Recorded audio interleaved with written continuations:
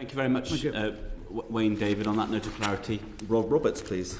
Thank you, Chair, and welcome, gentlemen. I get the dubious honour of going last and mopping up questions that will follow on from things that you've already answered. I also went on my social media a couple of days ago and said that you were coming and asked constituents if they were sat here what they might ask you. So I've got a couple of those as well, just to channel my inner Corbyn in this process. Yeah. So we'll start off with devolution and intergovernmental relations generally. In response to Ms Crosby earlier on, when she asked about the going from 60 to 96 members of the Senate, you said it's not a matter for me. I'm going to say that it is, because we're not talking about what happens in devolution. We're talking about the nature of devolution itself. Mm-hmm. Now, the Senate was established with 60 members and a hybrid voting system. Mm-hmm. Do you believe that a change to the structure and the voting system should go back to the people for approval over whether they want to spend that extra £100 million?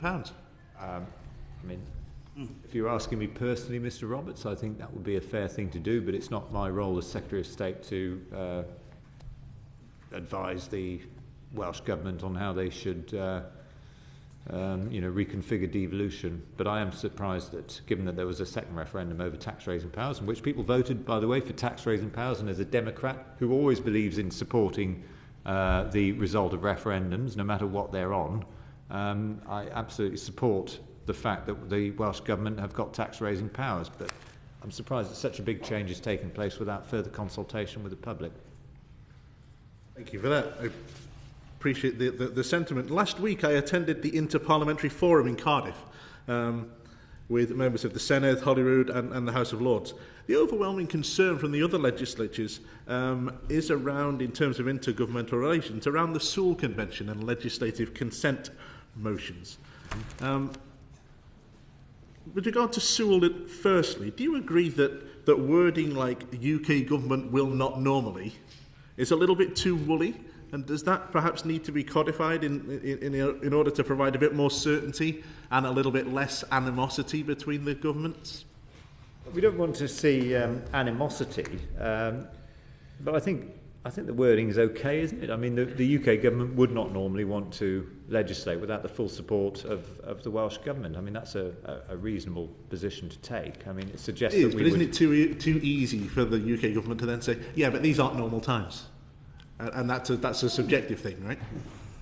I mean, if we take something like UKIM, I think the point the UK government were making was that had they not legislated, effectively, we would have been handing the Welsh Government, I suppose, control over a major aspect of foreign affairs, which is the ability to strike trade deals, and that would have given the Welsh Government powers that go far beyond what anyone had agreed in any referendum.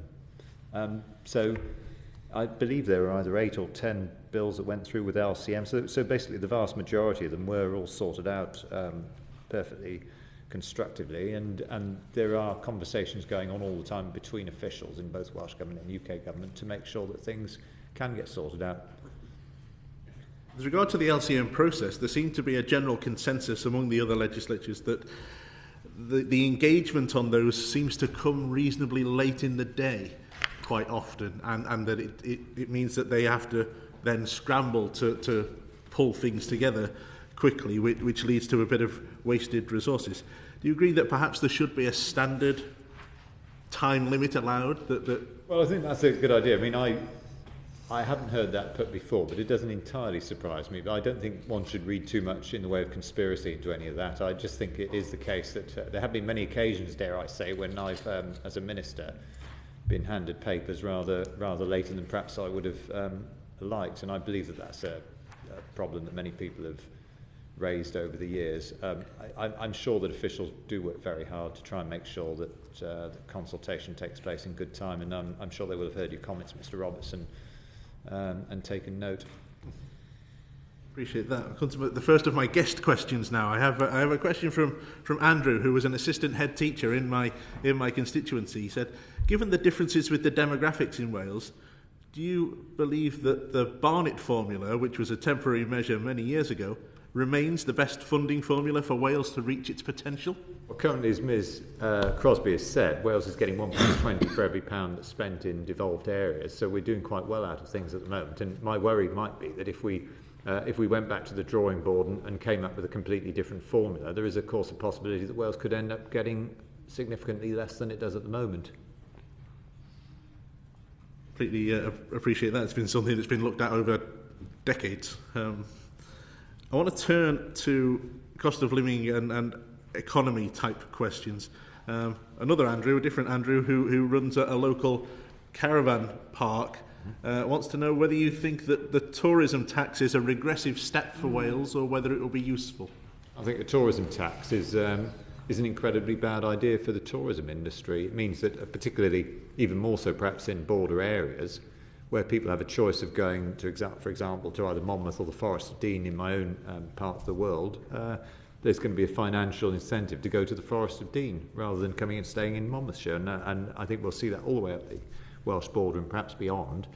And it's a great shame. It's indeed. A matter for the Welsh Government, of course, not for me. I think there's an issue on tourism, actually. I've certainly had many constituents with holiday lets who've been extremely concerned that they've been categorised because they haven't been able to let out their property for the sufficient number of days due to the Welsh Government's own lockdown rules, and are now being penalised in retrospect by having to pay council tax at an inflated rate. So that's another aspect whereby tourism needs a voice.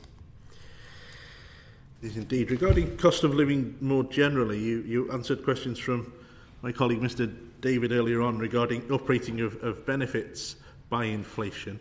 But he did mention pensions and the triple lock. Now, do you agree that pensions should be increased in line with inflation?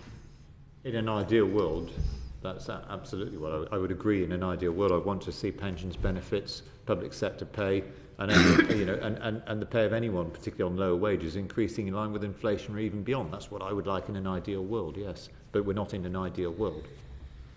Indeed, we're not. But given that we're not sure whether there'll be uprating of benefits, and you talked about people on low incomes, there's also talk of freezing the income tax thresholds for longer, so that people will end up paying more tax by stealth almost. Do you agree that that's an appropriate policy in such difficult times? I mean, you'll be aware, Mr. Roberts, and I'm sure actually everyone around in this room is aware, that I do not know the specifics of what's going to come out in a financial statement. I doubt whether I'll be told in advance, maybe, but if so, it'll probably only be a few hours in advance, if at all. I'm sure I'll learn about it at the same time as everyone else. I can only say to you that I know that the Chancellor and the Prime Minister, I know them to be compassionate men who are acutely aware of the need to target all possible help at the least well off, and by that I mean those on benefits, pensioners, those who are disabled. And I just don't know what they're going to do. Even if I did know, I wouldn't be able to say so at this meeting, but I genuinely do not know, and I think you'll appreciate I do not know. The Secretary of State for Wales is not going to be given advance notice of what's going to go into the budget. I do know there are going to be some difficult decisions because we all accept the financial problem that we face, and it's not one that the UK government have brought about, but it is going to mean some difficult decisions, and I don't know exactly where those decisions are going to affect people. Just as I come towards the end of my question, I just want to pick up on something that the Chair mentioned earlier on regarding lower-income households and regarding off-grid households. Do you think that the support for off-grid households is enough? Well, I think £100 was certainly not generous, given the circumstances. And I accept the argument that in general those who are on network gas will have seen much steeper rises in percentage terms than those who are off grid, but nonetheless everyone has seen huge rises in costs, and I don't feel that £100 was overly generous, and I'm sure that's another matter that the government will be looking at. Given that's a relatively larger demographic in Wales compared to the rest of the country, I would assume, what kind of representations as Secretary of State for Wales are you able to make, or are you making, to get that changed? Well, I will make a representation about that, given the percentage size in Wales of people who are off grid. But I believe the government are already well aware of it. I mean, it doesn't just affect Wales; it affects people in rural areas across the whole of the United Kingdom. I have one quick. You're super quick, Rob. Super quick. Just following on from the Share Prosperity Fund question earlier on. They were expected to receive their answers, the local authorities, in October as regard to whether their plans were acceptable. Have they received their responses? And if not, when can they expect to receive the responses, and when will the funds be released? Well, we have already been in touch with DLUC to express our view that it is important that question be answered as quickly as possible. So it's not actually a matter for me, but for my colleague in DLUC, and as soon as I have an answer, I'll be happy to share it with the committee. I think the end of this calendar year has been given as a cut-off date for that. There's a slippage. There's a slippage. Thank you very much, Rob. Now, Geraint, you had a very quick supplementary as well, didn't you? Yeah, throughout this hearing you've